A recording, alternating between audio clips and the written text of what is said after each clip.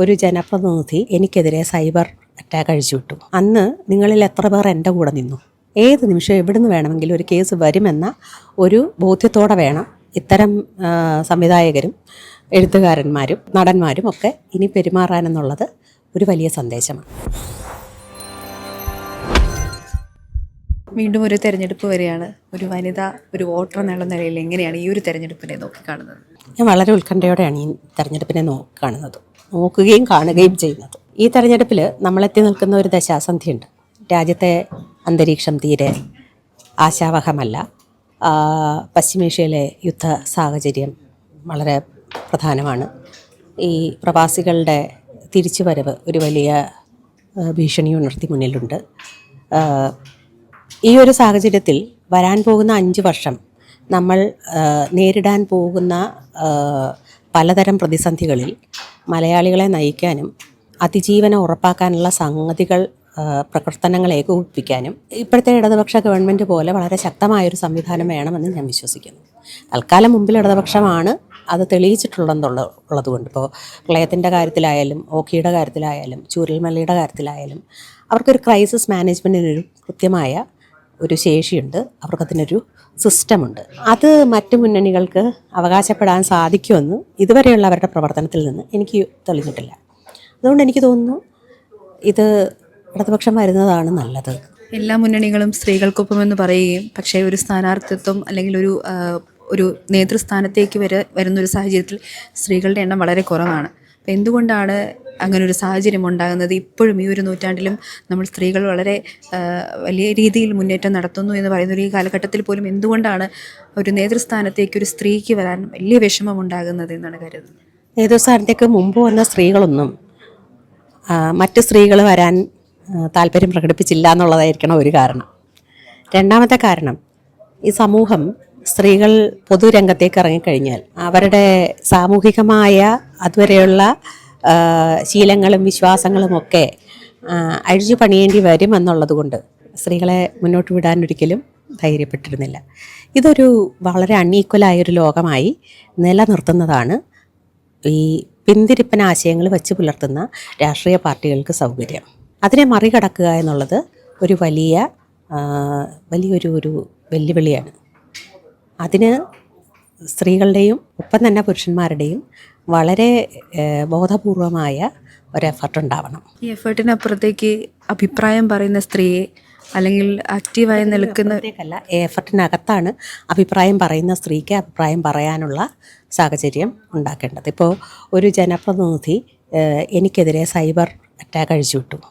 അന്ന് നിങ്ങളിൽ എത്ര പേർ എൻ്റെ കൂടെ നിന്നു? അതാണൊരു ചോദ്യം. മാധ്യമങ്ങൾ ആരുടെ കൂടെയാണ് നിൽക്കുന്നത് എന്നുള്ളതാണ് ചോദ്യം. മാധ്യമങ്ങൾ ആരുടെ കൂടെ നിൽക്കുന്നു, ജനം ആരുടെ കൂടെ നിൽക്കുന്നു, അത് ശരിയല്ല എന്ന് ആ ആളിനോട് എത്ര പറയുന്നു? ഒരു ജനപ്രതിനിധി എന്ന നിലയിൽ ഒരു അഭിപ്രായം പറയുന്നൊരു സ്ത്രീയെ, അതും എൻ്റെ പ്രായത്തിലുള്ള എന്നെപ്പോലെയുള്ളൊരു സ്ത്രീയെ മോശപ്പെട്ട രീതിയിൽ ആക്രമിക്കുന്നത്, പിന്നാലെ വരുന്ന ഒരുപാട് സ്ത്രീകൾക്ക്, ചെറുപ്പക്കാരായ പെൺകുട്ടികൾക്ക് മോശമായ മാതൃകയായിരിക്കും നൽകുക എന്ന് എത്ര പേര് ആ മനുഷ്യനെ ഓർമ്മിപ്പിക്കുന്നു? ഇതൊക്കെ ഒരു കാര്യമല്ലേ? ഇതൊക്കെ നമ്മൾ നോക്കുമ്പോൾ മാത്രമേ നമ്മൾ ഈ വളരെ ഐഡിയലായ വികസിത രാഷ്ട്രങ്ങൾക്ക് സമാനമായ സ്ത്രീ പ്രാതിനിധ്യത്തെപ്പറ്റി ചിന്തിക്കാൻ പറ്റും. അതുവരെ നമുക്ക് നിയമം മൂലം അത് ഉറപ്പാക്കണം. അത് ഉറപ്പാക്കാനുള്ള അതിന് വേണ്ടിയിട്ട് കാത്തിരിക്കുക തന്നെ വേണം. അപ്പോൾ നമ്മൾ കഴിഞ്ഞ ദിവസം കണ്ടിരുന്നു യു പ്രതിഭ MLA-ക്കെതിരെ മോശമായ പരാമർശം ഉണ്ടാകുന്നു, ഒരു വേദിയിൽ കരയുന്നു. അപ്പം രാഷ്ട്രീയത്തിൽ അതിപ്പോൾ ഞാൻ എൻ്റെ 1ാം ക്ലാസ്സിൽ പഠിക്കുന്ന കാലത്താണ് എനിക്ക് 10ൽ 10 ഡിക്റ്റേഷൻ കിട്ടിയെന്ന് പറഞ്ഞിട്ട്, അത് പെണ്ണായതുകൊണ്ട് കിട്ടിയതാണെന്ന് പറഞ്ഞിട്ട് ഒരു ആൺകുട്ടി എന്നെ പരിഹസിച്ചത്.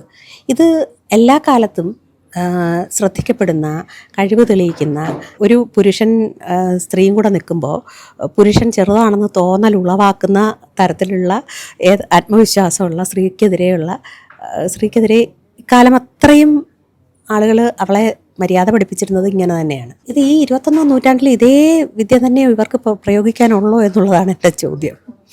പക്ഷേ 21ാം നൂറ്റാണ്ടിൽ ഇതൊക്കെ കേട്ടൊരു സ്ത്രീ തളർന്നു പോകുമെന്ന് എങ്ങനെയാണ് ഇവർ വിശ്വസിക്കുന്നത്? അത് പറഞ്ഞ ആളിന് ജനാധിപത്യത്തെ പറ്റിയുള്ള ബോധം അതാണ്, തെരഞ്ഞെടുപ്പിനെ പറ്റിയുള്ള ബോധം അതാണ്, സ്വന്തം സെൽഫ് എസ്റ്റീം അതാണ്.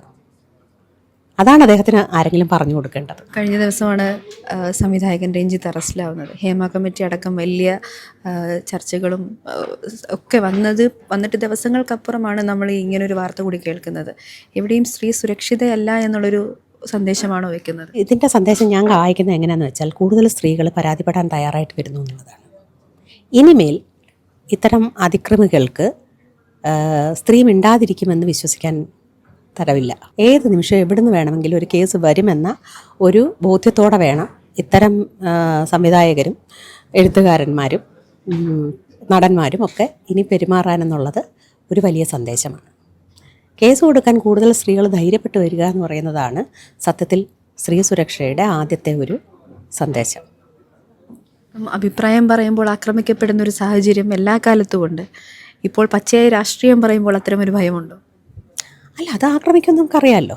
ഇതൊരാൺ ലോകമാണെന്നും ഈ ലോകം വളരെ അൺഈക്വലാണെന്നും ഇവിടെ ഇക്വാളിറ്റി, ഒരു സ്ത്രീ ഞാൻ ഈക്വലാണെന്ന് പറയുന്നതാണ് ഒരാളിനെ ഏറ്റവും കൂടുതൽ ചൊടിപ്പിക്കുന്നതെന്നും അനുഭവിച്ചറിഞ്ഞിട്ടുള്ള ഒരാളെന്ന നിലയിൽ അത് പ്രതീക്ഷിതമാണ്. അത് നോക്കാം.